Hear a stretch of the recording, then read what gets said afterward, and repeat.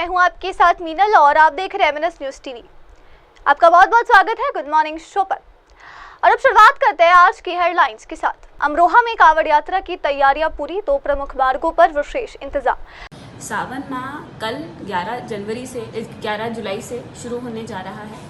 अमरोहा में जो व्यवस्था रहती है कांवड़ यात्रियों के लिए वो ये रहती है कि मुरादाबाद से एंट्री रहती है और वो सीधा हापुड़ तक जाते हैं, ब्रजघाट से पानी लेते हैं। दूसरा रूट जो हमारा ज़्यादा चलने वाला है वो बिजनौर के माध्यम से नौगवां होते हुए आते हैं और संभल की तरफ चले जाते हैं और या धनौरा होते हुए गजरौला होते हुए हसनपुर से संभल की तरफ चले जाते हैं। ये हमारे कुछ प्रमुख रूट्स हैं। इन सब के मद्देनज़र सारे विभागों की बैठकें ले ली गई हैं।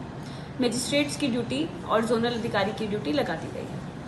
अगर हम कांवड़ रूट्स की बात करें तो प्रमुख हमारा जो एरिया पड़ता है वो पड़ता है नेशनल हाईवे का, जिसमें नेशनल हाईवे के लोगों के साथ भ्रमण कर लिया गया है और उनको प्रकाश और जो छोटी मोटी उनकी रोड्स में कमी है उसको पूरा करने के लिए बताया गया है। साथ ही पानी भरने की समस्या आती है जिसके लिए पर्याप्त पंप सेट्स लगा दिए गए हैं। दूसरी चीज़ जो इम्पॉर्टेंट है वो ये है कि हम लोग मेन रोड्स के साथ साथ जो कनेक्टिंग रोड्स हैं वो भी हमारे लिए उतनी ही ज़रूरी हो जाती है, क्योंकि वो मेन रोड से कनेक्टिंग रोड्स के होते हुए वो गांव या शहर के मंदिर शिवालयों में प्रवेश करते हैं। तो उन जगहों की भी मरम्मत करा ली गई है, साथ के साथ प्रकाश और साफ सफाई की व्यवस्था भी सुनिश्चित करवा रहे हैं। जो शिविर लगते हैं उनके ऊपर भी खासा फोकस है। शिविर का ट्रैफिक कंजेशन से बहुत बड़ा लेना देना है, तो इसलिए एसडीएम्स जो परमिशन देंगे उनमें इंश्योर कर लेंगे कि वो उसी तरफ लगें और ट्रैफिक को कंजेस्ट ना करें, जिसमें कि electrical safety, food safety, rate list लगाना, ये सब कुछ महत्वपूर्ण चीज़ें हैं जो हम लोग शिविर में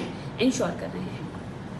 डीजे के यहाँ के जो ऑर्गेनाइजर्स हैं उन सबसे बात कर ली गई है, बट हमारे जनपद में क्योंकि हमारा जनपद एक मिडिल पार्ट में लाई करता है, तो बहुत सारे डीजेस का ओरिजिन जो है वो मुरादाबाद और हापुड़ या उसके भी पीछे से होता है, तो इसमें हमारी कोऑर्डिनेशन। भारत की वैश्विक दक्षिण के साथ रणनीति नई ऊंचाई पर, भाजपा प्रवक्ता सुधांशु त्रिवेदी का बयान। Previously with Argentina, even the previous visits with Mexico, our strategy of aligning and taking together the global south has reached to new heights. प्रधानमंत्री जी को इस यात्रा के दौरान 4 देशों ने अपना सर्वोच्च नागरिक सम्मान दिया और इसके द्वारा अब तक प्रधानमंत्री श्री नरेंद्र मोदी को 27 देशों का सर्वोच्च नागरिक सम्मान प्राप्त हो चुका है और 17 देशों की पार्लियामेंट को वो एड्रेस कर चुके हैं। एक छोटा सा उदाहरण बताना चाहता हूं। अभी नामीबिया की पार्लियामेंट को एड्रेस करते हुए उन्होंने कहा कि Namibia is the biggest producer of diamond and India is the biggest processing unit of diamonds. तो उन्होंने कहा है कि भारत और नामीबिया के बीच में जो संबंध बना है ये उस निखरते हुए हीरे की तरह और चमकदार होगा। सो आई जस्ट वांट टू से कि ये जो 27 देशों का सर्वोच्च नागरिक सम्मान प्रधानमंत्री श्री नरेंद्र मोदी जी को मिला है, ये मात्र प्रधानमंत्री जी का सम्मान नहीं है, ये इस अमृत काल में भारत वैश्विक क्षितिज पर जिस रूप में उभर रहा है वो उस हर भारतवासी का सम्मान है।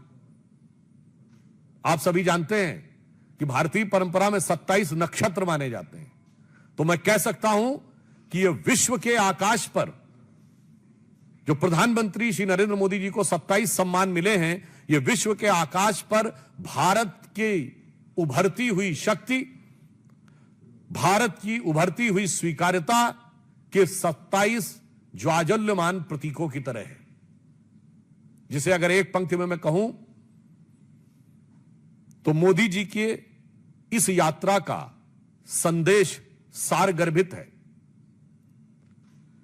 ये आदर है भारत का, जो भारत। सावन में नोएडा में कांवड़ यात्रा से भारी ट्रैफिक का दबाव, डीसीपी लक्ष्मण सिंह यादव का बयान। कल 11 जुलाई से सावन का महीना शुरू होने वाला है और इसमें भारी मात्रा में जो कांवड़िए हैं वो पश्चिमी उत्तर प्रदेश में अपने अपने जनपदों में जाते हैं। इसी क्रम में नोएडा में भी काफ़ी भारी संख्या में न सिर्फ यूपी में आने वाले बल्कि यहाँ से दिल्ली और हरियाणा और राजस्थान जाने वाले कांवड़ियों की संख्या काफ़ी रहती है।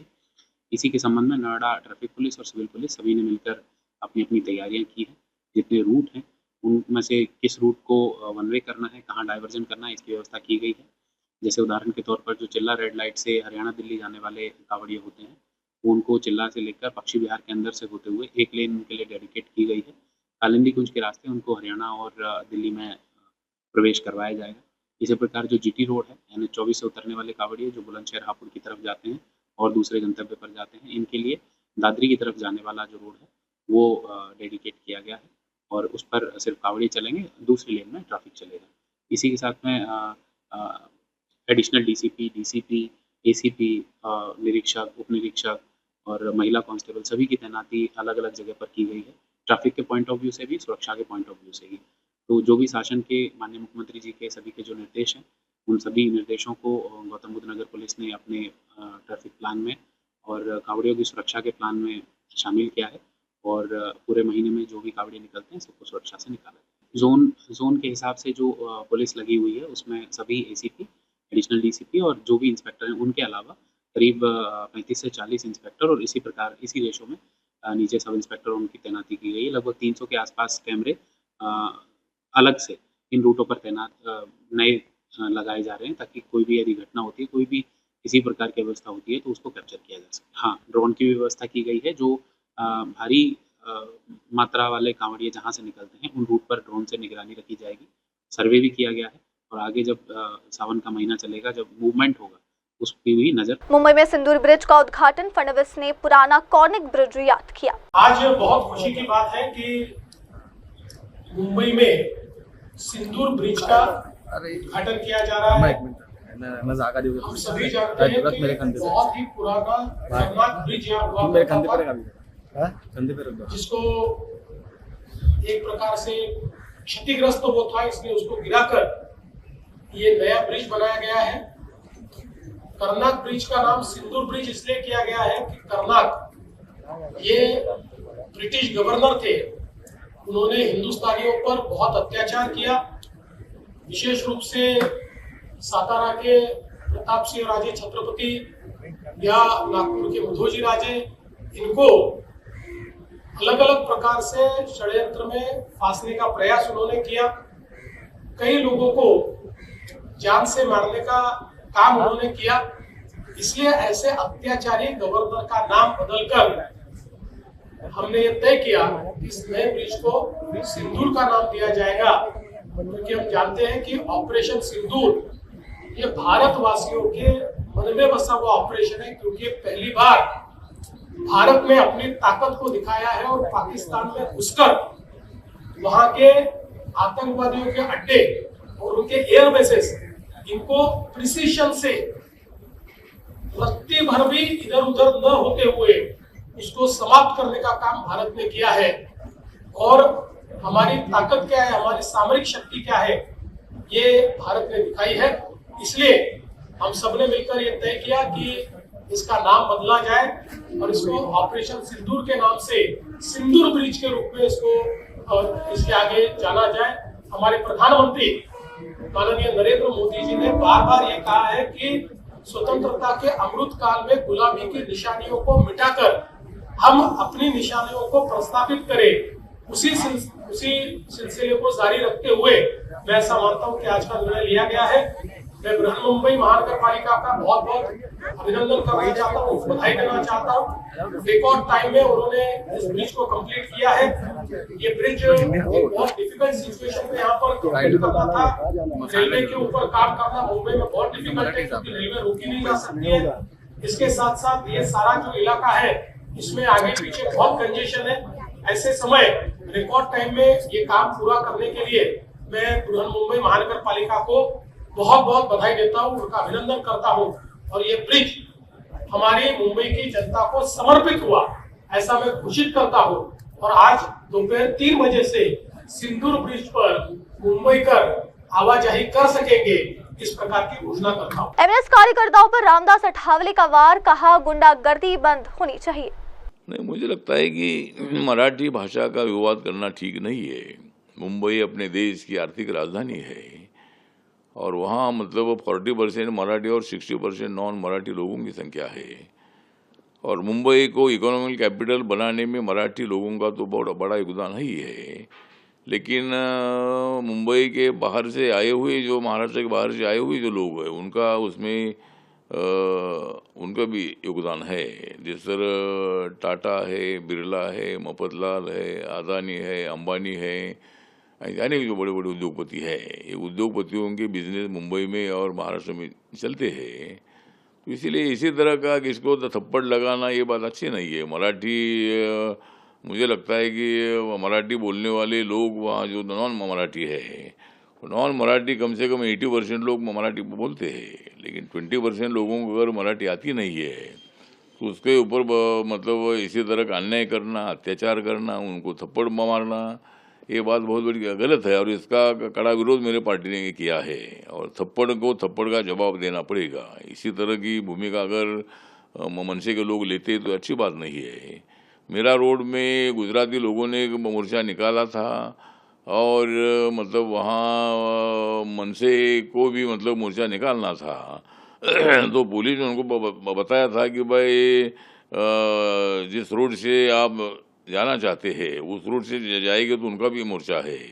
इसीलिए दोनों ग्रुप में कोई विवाद ना पैदा हो, लॉ एंड ऑर्डर की स्थिति में निर्माण ना हो, इसीलिए मनसे को बताया गया था कि भाई दूसरे रूट से आप रैली निकालो, लेकिन उन्होंने आग्रह किया था कि हम उसी रूट से जाएंगे। इसीलिए पुलिस ने उनके ऊपर उनको परमिशन नहीं दे दिया था उस रूट का। तो इसी तरह मतलब मुझे लगता है कि अभी मराठी और नॉन मराठी का विवाद खत्म होना चाहिए। नॉन मराठी लोगों ने भी ज़्यादा अग्रेसिव नहीं होना चाहिए और मराठी के मुद्दे पर खाली मन से ये ज़्यादा आग्रही है और वही मतलब दादागिरी करने का प्रयत्न कर रहे हैं। लेकिन वो वीडियो निकालते हैं और वो दिखा दे कि भाई हम कैसा मार सकते हैं, तुम मार सकते तो दूसरे भी तुमको मार सकते हैं, किसको तो थप्पड़ लगानी है तो किसको भी जाकर थप्पड़ लगा सकते हैं।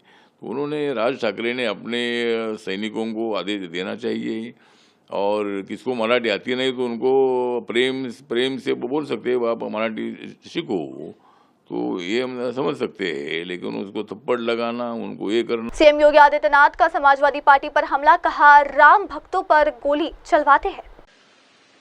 और रामायण मेले का प्रचलन शुरू किया था डॉक्टर लोहिया ने। वे समाजवादी थे।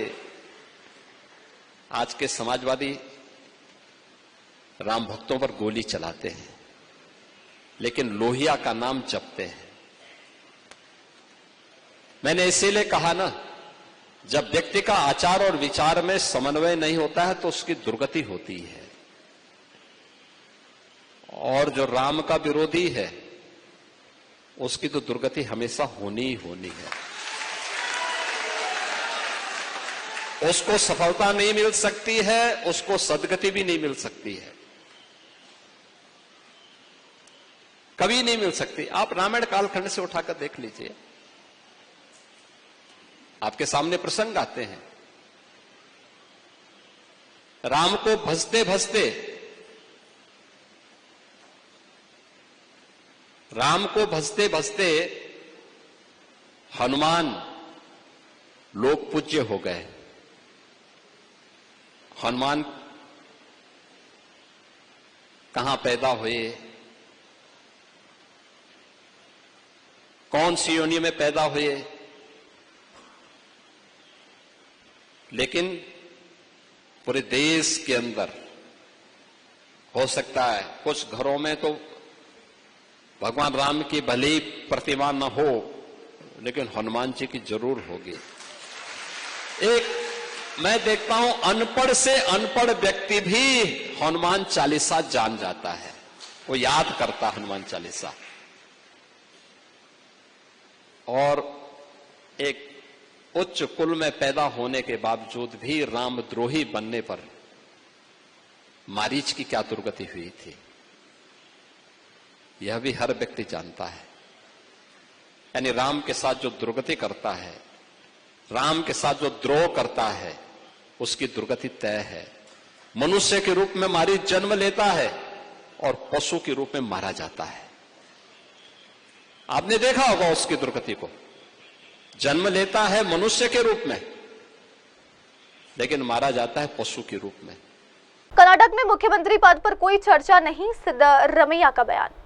Are you saying that this topic is over forever? This topic is over, that there is going to be CM change in Karnataka? No discussion taken place. That is my reply.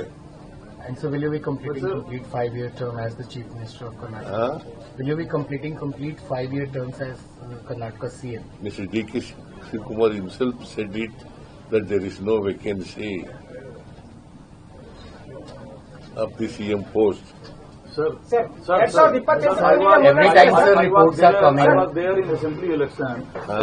I was there in assembly election in Karnataka. Election was fought on your name. You are CM. Was there any 50-50 formula after this?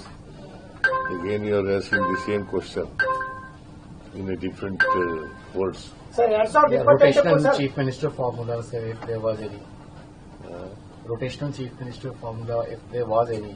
See, my answer is, whatever decision taken by the High Command, both of us will follow, will obey. Sir 2028ಕ್ಕೆ ನಿಮ್ಮ ನೇತೃತ್ವದಲ್ಲೇ election ಆಗುತ್ತೆ sir. 2028ಕ್ಕೆ ನೀವೇ ಮುನ್ನಡೆಸ್ತೀರಿ ಅಂತ ಹೇಳಿದ್ರು sir. 2028ಕ್ಕೆ ಚುನಾವಣೆಯಲ್ಲಿ ನಿಮ್ಮ ನೇತೃತ್ವದಲ್ಲಿ ನೀವೇ ಮುನ್ನಡೆಸ್ತೀರಾ ಅಂತ ಹೇಳಿದೀರಾ ಅಂತ. 2023ರಲ್ಲಿ ಏನು ನಡೆಯಿತೋ ಅದೇ ರೀತಿ ನಡೆಯುತ್ತೆ. ಅಂದ್ರೆ ನೀವೇ ಮುಂದುವರಿತೀರಿ ಸರ್ 2028ಕ್ಕೂ? 2028 ಪುನಃ ಅದಕ್ಕೆ ತಿರುಗಿ ಕೇಳಿದ್ರೆ ಏನ್ ಮಾಡೋದು?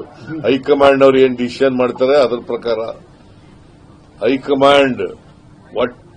ಹೈಕಮಾಂಡ್ ಏನ್ ತೀರ್ಮಾನ ಮಾಡ್ತಾರೆ ಆ ತೀರ್ಮಾನಕ್ಕೆ ನಾನು ಬದ್ಧ, ಡಿ.ಕೆ. ಶಿವಕುಮಾರ್ ಕೂಡ ಬದ್ಧ. But sir, in charge Randeep Surjewala doing meeting with 1-to-1 MLA, what is the purpose of this meeting?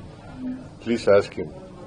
He made it very clear that leadership issue is not there. It was not discussed. Have you sought any appointment with the High Command? Is there any meeting lined up with High Command, sir? Pardon? Is there any meeting lined up with High Command, Rahul Gandhi or Kharge ji today? No, there is no scheduled program. Neither Rahul Gandhi ji nor Kharge ji invited us for party to discuss the issues regarding the party. Sir, ಈಗ 4 ಪರಿಷತ್ತು fill ಮಾಡಬೇಕು, ಮತ್ತೆ ನಿಗಮ ಮಂಡಳಿದು ಚರ್ಚೆ ಕೂಡ ನಡೀತಾ ಇದೆ. ಯಾವಾಗ ಆಗ್ಬೋದು ಸರ್? ಎಲ್ಲ ಇವತ್ತು ಭೇಟಿ ಮಾಡ್ತಾ ಇದ್ದೀವಿ, ನೋಡೋಣ ಯಾವಾಗ ಆಗುತ್ತೆ. सुरजेवाला ಅವ್ರನ್ನ ಭೇಟಿ ಮಾಡ್ತಾ ಇದ್ದೀವಿ. दिल्ली में जल भराव और ट्रैफिक पर आप नेता सौरभ भारद्वाज का हमला। देखिए, मेरा ऑफिस, पार्टी का ऑफिस इंडिया गेट के पास है। वहां से यहाँ आने में मुझे आधा घंटा लगता है। कल मुझे 2.5 घंटे लगे और हौज खास से यहां तक पहुंचने में, चिराग दिल्ली तक, मुझे करीब 1.25 घंटा लगा। ये आलम था कल जल भराव का और उसकी वजह से ट्रैफिक जैम का। दिल्ली में पिछले 5 महीनों से जो सर्कस चल रही थी, उसमें मुख्यमंत्री हूं, एलजी साहब हूं, मंत्री हूं, सब जाके नालों पे फोटो खिंचा रहे थे, फोटो सेशन करा रहे थे कि हमने ये नाला साफ कर दिया, हमने वो झुग्गी झोंपड़ी हटा दी, हमने उन गरीबों को हटा दिया, लाखों लोगों को उजाड़ दिया कह के कि हम जो है नाले साफ कर रहे हैं। और नतीजा क्या हुआ? हर जगह ट्रैफिक जैम, जल भराव, गाड़ियां खराब हुई। मंत्री जी कहते थे कि मैंने 400 पीडब्ल्यूडी के अधिकारियों का सस्पेंशन लेटर टाइप करा के रखा हुआ है। जहां जल भराव हुआ वहां पे सीनियर अधिकारी को सस्पेंड किया जाएगा। कल रात से अब तक मैं इंतजार कर रहा हूं कितने लोगों को सस्पेंड किया। प्रवेश वर्मा जी ने एक को भी नहीं। हमने 2023, 24, 25 में लगातार ये बात कही कि डीसिल्टिंग के नाम पर भ्रष्टाचार किया जाता है और हमारे पास इसकी जांच कराने के पावर नहीं थी। बार बार चीफ सेक्रेटरी को कहा गया कि डीसिल्टिंग की 3rd पार्टी ऑडिट कराओ। चीफ सेक्रेटरी ने नहीं कराई, नरेश कुमार जी ने, एलजी साहब ने भी नहीं कराई। आज इनकी सरकार है, अगर डीसिल्टिंग हुई है तो पानी भर ही नहीं सकता, मगर डीसिल्टिंग के नाम के करोड़ों रुपए के ठेके तो दिए गए। क्या उसकी जांच कराई गई? अगर उसकी भी जांच नहीं कराई जा रही तो इसका मतलब बड़ी मिलीभगत है। डिसिल्टिंग से भ्रष्टाचार जो हो रहा है उसमें सरकार की मिलीभगत की तरफ इशारा होता है, क्योंकि ना ये तब डिसिल्टिंग की जांच कराना चाहते थे, हमने तो ऑन कैमरा बोला, ना ये आज डिसिल्टिंग की जांच कराना चाहते हैं। मंडीबाड़ राहत में भारतीय सेना का अहम योगदान जारी। टोटल बोल रहे हैं वहाँ तो फ्यूचर में 1% से कोई आपको जिम्मेदारी करने का कोई चांस नहीं, इनको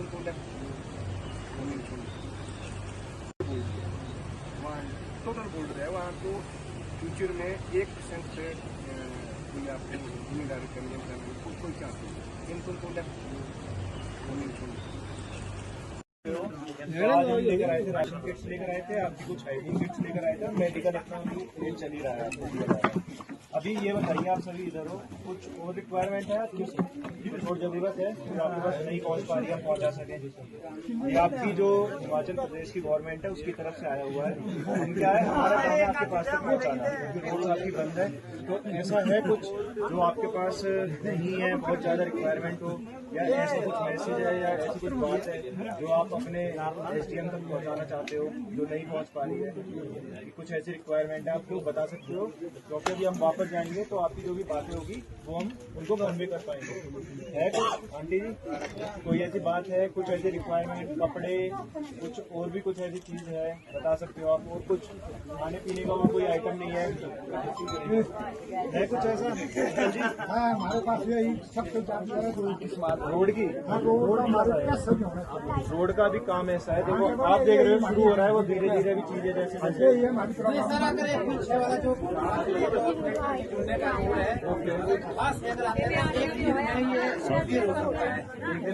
ये 3-4 काम जो है इस चीज से हो सकते हैं। एक बार आप जहाँ जोर से हमको राशन लाना है, इधर से 1 किलोमीटर कौन सा है, वो कौन सा कनेक्शन नाम कितने बड़ा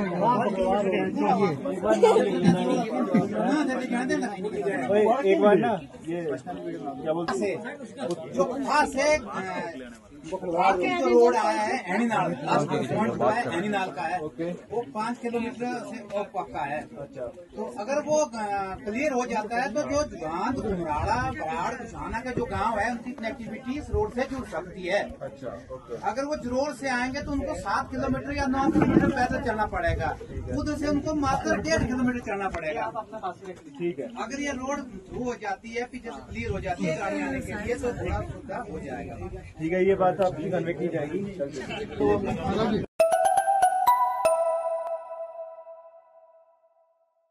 मंत्री आशीष सूद ने बिंदापुर में गुरु पूर्णिमा पर संत गाड़गे महाराज को दी श्रद्धांजलि। धोबी समाज के बहुत ही पूजनीय संत हैं, जिनका स्वयं बाबा साहब भीमराव अंबेडकर जी भी जिनका अनुसरण करते थे, उन्हें अपना इष्ट मानते थे। गाड़गे जी महाराज धोबी समाज में बहुत ही पूजनीय हैं। उनका पूरा जोर समाज में शिक्षा और समाज में स्वच्छता के लिए था, जिसका अनुसरण आज प्रधानमंत्री जी भी करते हैं। इस गुरु पूर्णिमा के अवसर पर मैंने संत गाड़गे जी महाराज से के मंदिर प्रांगण में आकर उनका आशीर्वाद लिया और गाड़गे सेवा मिशन जो इस मंदिर का संचालन करता है उसके साथ मिलकर आगे स्वच्छता और समाज में शिक्षा का जहां अभाव है उसमें बच्चों के लिए काम करने का आज के दिन हमने संकल्प लिया है। आज गुरु पूर्णिमा के अवसर पर गाड़गे जी महाराज के इस प्रांगण से मैं सभी को गुरु पूर्णिमा की हार्दिक शुभकामनाएं। एसएसपी विपिन दारा ने कांवड़ यात्रा सुरक्षा तैयारियों का ब्यौरा दिया। कांवड़ यात्रा को लेकर हमने अपनी पुलिस बल की ड्यूटी लगाकर सभी को क्षेत्रों में अलर्ट कर दिया है। सभी विभागों के साथ, आसपास के जनपदों के अधिकारियों के साथ समन्वय बैठकें हुई है। जो स्थानीय नागरिक हैं, सभ्रांत नागरिक हैं, उनसे भी हमने फीडबैक लिया है। कांवड़ कैंप संचालक, डीजे संचालक, इनसे भी फीडबैक लिया गया है। जो भी फीडबैक प्राप्त हुआ है उसके आधार पर पुलिस ने अपनी कार्य योजना तैयार की है। पुलिस बल के अलावा हमने 1400 सीसीटीवी कैमरा भी कांवड़ मार्ग पर स्थापित किए हैं, जिनको 10 कंट्रोल रूम्स के माध्यम से निगरानी रखी जाएगी और 23 ऐसे स्थान चिन्हित किए हैं जहां पर ड्रोन्स के माध्यम से निगरानी रखी जाएगी। ये निगरानी 24 घंटे रहेगी। इसमें night vision camera, IP based camera भी है और इसमें AI के जरिए भीड़ का आकलन भी किया जाएगा और इसी अनुरूप पुलिस अपनी कार्य योजना तैयार कर रही है और की गई है। साथ ही साथ जो सोशल मीडिया सेल है, साइबर क्राइम सेल है, इनको भी अलर्ट किया गया है और निर्देशित किया गया है कि 24 घंटे सोशल मीडिया पर नज़र रखें, कहीं कोई समस्या या सुझाव आने पर तत्काल कार्रवाई करें और अगर कोई भ्रामक खबर या अफवाह फैलाई जाती है तो उसका तुरंत खंडन करें। पुलिस की चाक चौबंद व्यवस्था रहेगी और स्थानीय नागरिकों के सहयोग से और सभी चीज़ों को देखते हुए अन्य विभागों के सहयोग से ये यात्रा को सकुशल संपन्न कराया जाएगा। सर, कितने संवेदनशील जो स्थान है वो चिन्हित किए गए हैं और रूट डाइवर्जन का क्या प्लान है? जी, इसमें करीब 64 संवेदनशील स्थान पूरे जनपद में हमने चिन्हित किए हैं, जहां पर अलग से विशेष पुलिस टीमें लगाई जाएंगी। साथ ही साथ ट्रैफिक डाइवर्जन की जो स्कीम है आज रात्रि 12 बजे से एक्टिवेट होगी, जिसमें कि NH पर भारी वाहनों का प्रवेश बंद किया जाएगा और इसमें जो पूरी ट्रैफिक डाइवर्जन की स्कीम है वो सोशल मीडिया के जरिए, ट्विटर के जरिए, इंस्टाग्राम के जरिए सबसे साझा की गई है, मीडिया कर्मियों को भी दिया गया है। जो सोशल मीडिया इन्फ्लुएंसर्स हैं उनसे भी हमने व्यक्तिगत वार्ता की है, उनको सूचीबद्ध किया गया है और इन सब पर भी सोशल मीडिया पर नज़र रखी जा रही है। अगर कोई गलत तथ्य प्रस्तुत करता है तो उसको सही तथ्यों से अवगत कराकर अपेक्षा की जाएगी कि वो सूचना सही प्रदान करे, लेकिन अगर कोई दुराशय से जानबूझकर अफवाह फैलाने के लिए भ्रामक खबरें चलाएंगे बार बार तो उस पर आवश्यकता अनुसार विधिक कार्यवाही भी की जाएगी। जम्मू में शिवसेना और डोगरा फ्रंट ने अमरनाथ यात्रियों के लिए अधिक रजिस्ट्रेशन काउंटर की मांग की। 50,000 लोग बढ़ गए हैं जी, इस समय 50,000 लोग वेटिंग लिस्ट के अंदर है। 3 काउंटर आपने खोले, महाजनाल से लेकर के सिटी चौक तक लाइन है और 5-5 दिन की वेटिंग लिस्ट है। इसका मतलब लोग जवाब देना चाहते हैं पाकिस्तान को। पहलगाम के रास्ते से ज्यादा लोग जा रहे हैं, पाकिस्तान को उत्तर दे रहे हैं। तूने जो घटना करी है उसका ये साक्षात उत्तर है तेरे को। जैसे युद्ध के अंदर उत्तर दिया जाता है, ये यात्रा के माध्यम से उत्तर दिया जा रहा है। और उसको भी जो कहता था लोकल लोग शामिल नहीं है, इसलिए मैं बड़ा स्पष्ट करना चाहता हूं जी, ये प्रबंधन बड़ा पुख्ता होना चाहिए, प्रबंध जबरदस्त चाहिए और ज्यादा से ज्यादा लोग जा पाए उसका हमको प्रबंध करना चाहिए।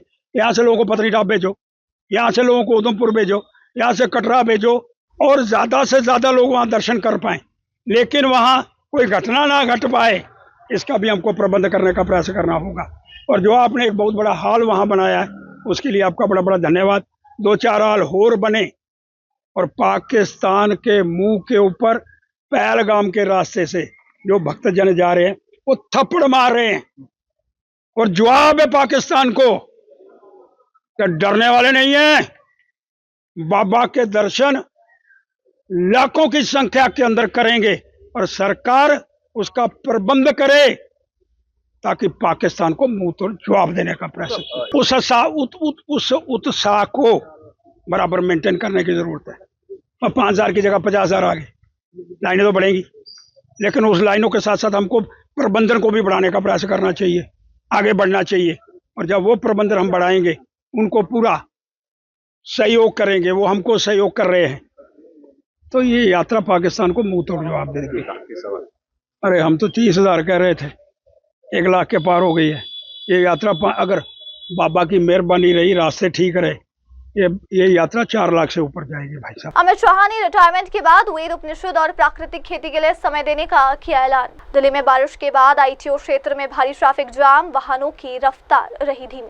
मुंबई में विधायक हॉस्टल में बासी खाना परोसे जाने पर हंगामा। गुजरात में महिसागर नदी पर गंभीरा पुल हादसा, अब तक 15 शव बरामद, बचाव का कार्य जारी। हिमाचल प्रदेश में मंडी के थुनाग में बादल फटने से भारी तबाही, कई लोग बेघर, राज्यों में अब तक 85 से अधिक मौतें। मुंबई में सिंदूर ब्रिज का उद्घाटन, कॉर्निक ब्रिज की जगह बनाया गया पुल, देवेंद्र फडणवीस ने बताया। वडोदरा पुल हादसे में ये भाजपा सरकार के भ्रष्टाचार का नतीजा है, सुंदान गढ़वी ने कहा। एक्सियम 4 मिशन के pilot group captain Shubhanshu Shukla की वापसी की तारीख नजदीक, परिवार में उत्साह और गर्व का माहौल।